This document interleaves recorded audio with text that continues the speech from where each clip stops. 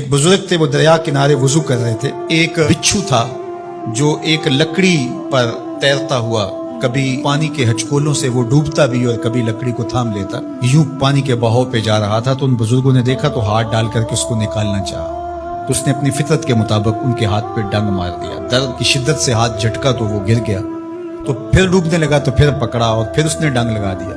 7 مرتبہ اس نے ڈنگ مارا اور آپ اس کو نکال کے 8ویں مرتبہ باہر نکالنے کی کوشش کر رہے ہیں۔ تو مرید نے کہا جو پاس بیٹھا تھا، حضرت یہ بار بار آپ کو ڈنگ مارتا ہے اور آپ اس کو نکالنے کے لیے کوشاں ہیں۔ فرمایا وہ اپنی بری فطرت سے باز نہیں آتا، میں اپنی اچھی عادت سے باز کیسے آ جاؤں؟ تو لوگوں کے ساتھ رویہ اچھا رکھے، وہ جو بھی رویہ رکھے۔ ہم کہتے ہیں کوئی اینٹ اٹھائے گا تو ہم آگے سے پتھر اٹھائیں گے، تو یہ کیا کمال ہوا؟ لوگ کہتے ہیں تم 1 قدم پیچھے ہٹو گے، میں 10 قدم پیچھے ہٹوں گا، تو یہ کیا کمال ہوا؟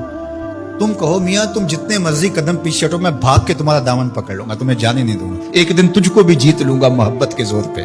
ہم کہتے ہیں کہ فلاں میرے ساتھ اچھا سلوک کرتا ہے تو میں بھی اچھا کرتا ہوں، فلاں کا سلوک میرے ساتھ اچھا نہیں ہے تو ٹھیک ہے، جس طرح وہ چلتا ہے میں بھی اسی طرح چل رہا ہوں۔ یہ تو پھر برابری ہوئی۔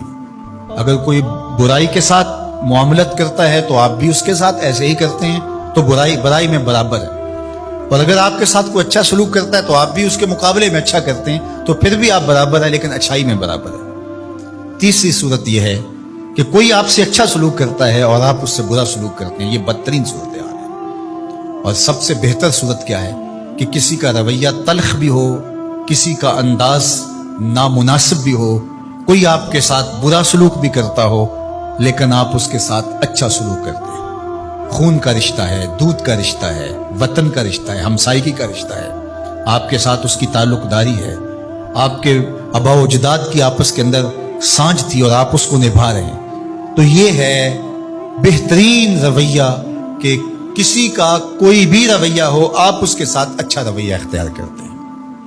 حضرت عقبہ بن عامر رضی اللہ تعالی عنہ کو حضور نے ارشاد فرمایا تھا، سل من قطعک واعط من حرمک واعف عن من ظلمک۔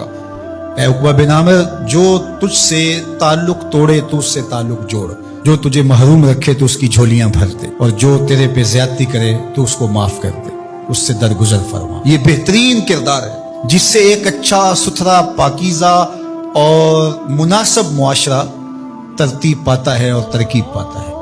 تو میرے اور آپ کے آقا و مولا نے ہمیں یہ تلقین کی، بلکہ فرمایا جو یہ چاہتا ہے کہ اس کی عمر میں برکت ہو اور رزق میں اضافہ ہو، وہ رشتہ داروں کے ساتھ سلوک اچھا کرے۔ یہ راز ہے عمر میں برکت کا اور رزق میں اضافے کا۔ رشتہ داروں کے ساتھ اگر سلوک اچھا کرو گے تو تمہاری عمر میں بھی برکت ہوگی، تمہارے رزق میں بھی برکت ہوگی۔ تو ہمیں یہ تلقین کی، رشتہ دار تو دودھ یا خون کی سانجھ سے رشتہ دار بنتے ہیں، کوئی عام انسان بھی ہو، ہمیں تو ان کے ساتھ بھی اچھا رویہ اختیار کرنے کی تلقین کی گئی۔ حتیٰ کہ آپ کے دین پر نہ بھی ہو تو آپ کی ہمسائیگی میں بستا ہے، مستامن ہے، ذمی ہے، تو اس کے ساتھ آپ کا سلوک اچھا ہوگا۔ آپ کا دین آپ کو یہ سکھاتا ہے۔ شیخ سعدی بولے، شنیدم کے مردان راہ خدا، دلے دشمنا ہم نہ کردن تنگ، تو را کے میسر شودی مقام کہ با دوستانت خلاف است و جنگ۔ میں نے سنا ہے کہ جو اللہ کے بندے ہیں وہ تو دشمنوں کا دل بھی نہیں دکھاتے۔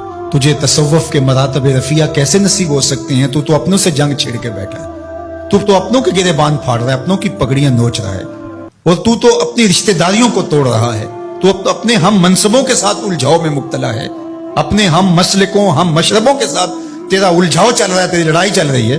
تجھے کیسے مرتبہ اور باطن کا نور اور اندر کا اجالا نصیب ہوگا؟ جو اللہ کے بندے ہیں وہ تو دشمنوں کا بھی دل نہیں دکھاتے۔ انسان تو انسان رہے، وہ تو جانوروں کے ساتھ بھی رویہ اچھا رکھتے ہیں کہ یہ اللہ کی مخلوق ہے۔ مخلوق ہونے کے ناطے سے الخلق عیال اللہ، تمام مخلوق اللہ کا کنبہ ہے، اور اس کے ساتھ اس نے سلوک، ان کا کچھ بھی رویہ ہو۔ حضور کے غلام اور اسلامی معاشرہ، اس میں یہ کس طرح چیزیں پنپ سکتی ہیں کہ ہم نفرتوں کو فروغ دیں اور کہیں کہ نہیں ہم ایسے کر دیں گے، اس نے میری طرف یوں دیکھا ہی کیوں ہے، لہٰذا میں تو اب اس سے ساری زندگی ہم کلامی نہیں ہوں گا۔ تو رویوں کی خوبصورتی اور صلہ رحمی یہ ہمارے دین نے ہمیں سکھائی۔